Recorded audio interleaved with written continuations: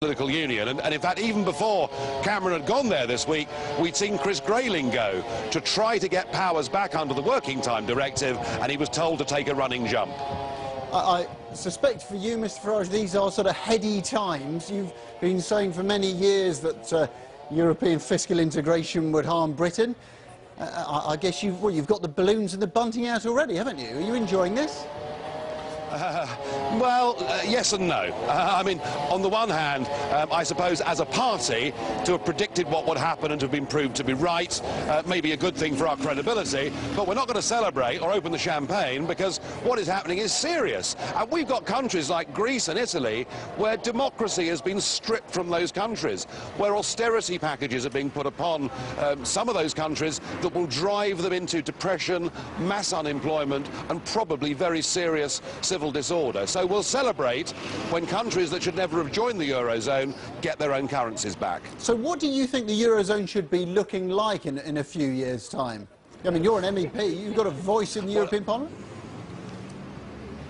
I think that the likelihood is that one by one the Mediterranean countries will start to peel off and we'll finish up with something in the north of Europe that resembles a greater Deutschmark zone.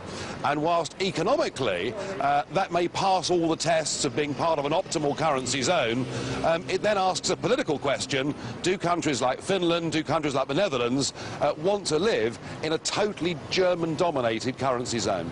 We will, of course, export to the Eurozone whatever it looks like, so we are going to have to remain, if not part of this, certainly at close arm's reach, aren't we?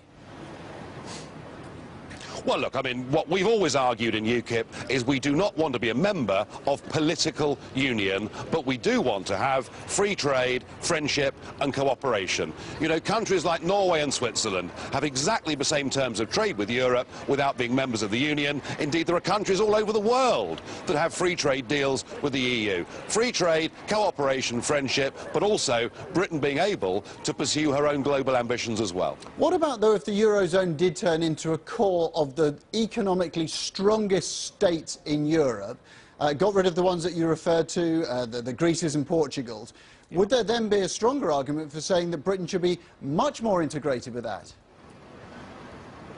No, look, we tried all this before. Back in 1990, we joined something called the exchange rate mechanism. It was a catastrophe.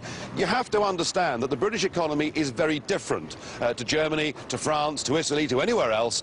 We are much more already of a country with links with North America, with links with the Commonwealth. You know, we are very different to the other European economies, and we also have a much bigger reliance on financial services. And I'm afraid if we stay part of this European Union, then I fear the legislation coming from Brussels will damage Britain's biggest industry very severely indeed.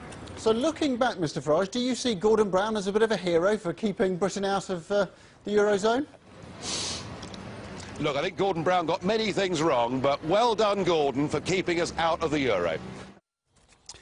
And that, of course, was Nigel Farage speaking to me a little earlier. Well, we can speak